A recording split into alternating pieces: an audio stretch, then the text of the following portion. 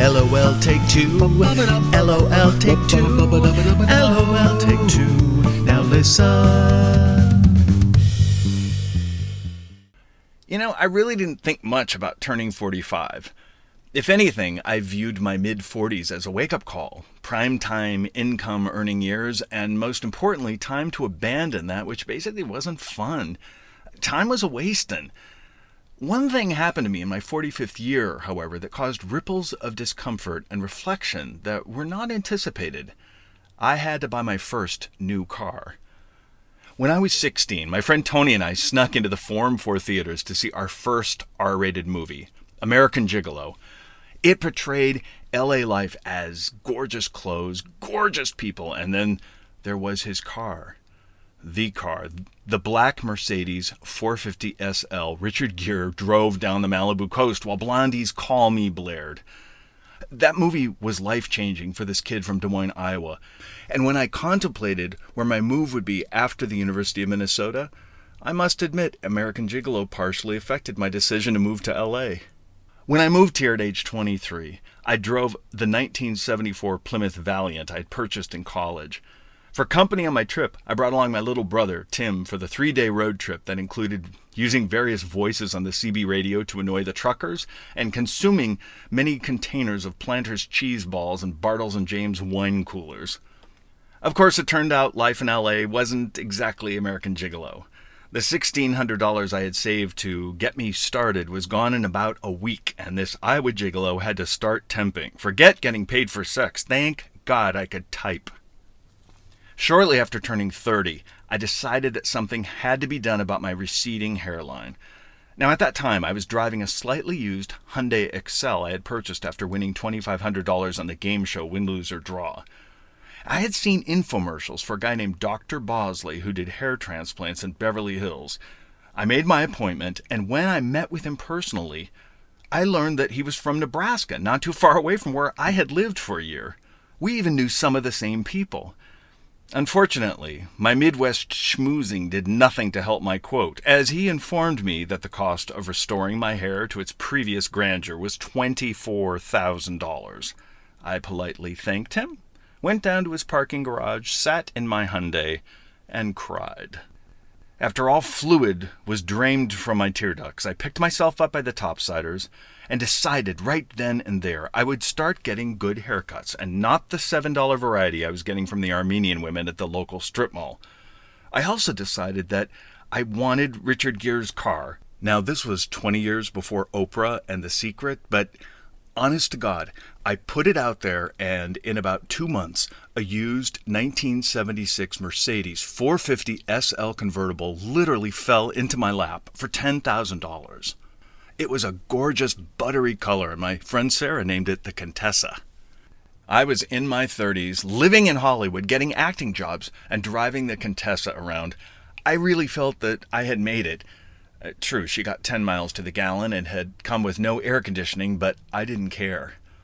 I even played Call Me while driving down the coast and had an out-of-body experience on many an occasion. I was a Midwest Richard Gere with much less hair.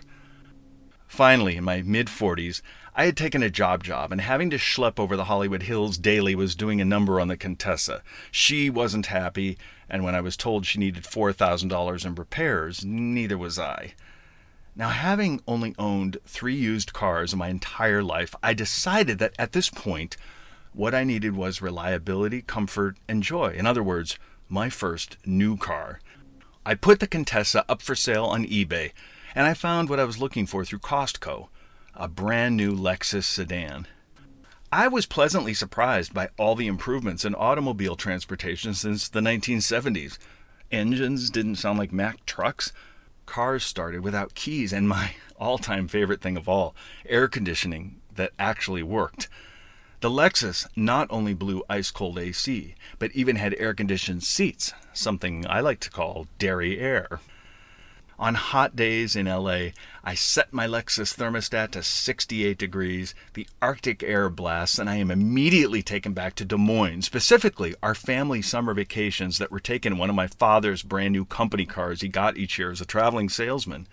When getting ready for our yearly treks in these gorgeous new cars, I created a business called Adelman Airlines. I made tickets, baggage tags, and I even recorded a jingle that I played for everybody at dinner.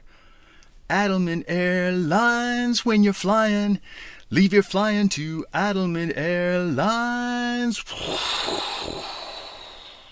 After dinner, I set up a TV tray in my bedroom doorway and sold my brother and sister tickets and even checked their baggage.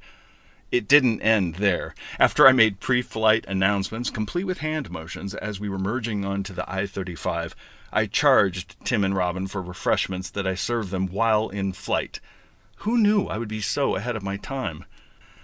For many years, our family took a week in August and went up to northern Minnesota, where we would rent a cabin at a resort.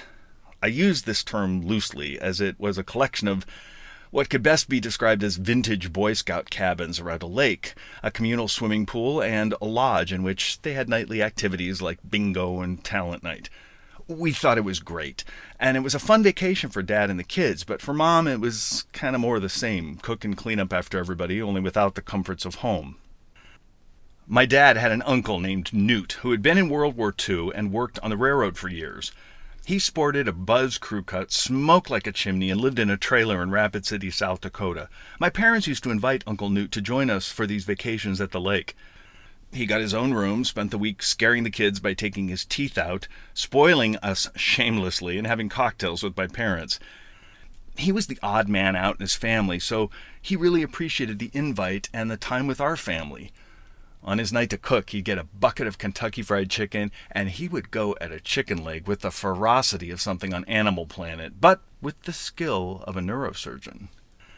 The last night at the lake was always special, and I admit a little melancholy.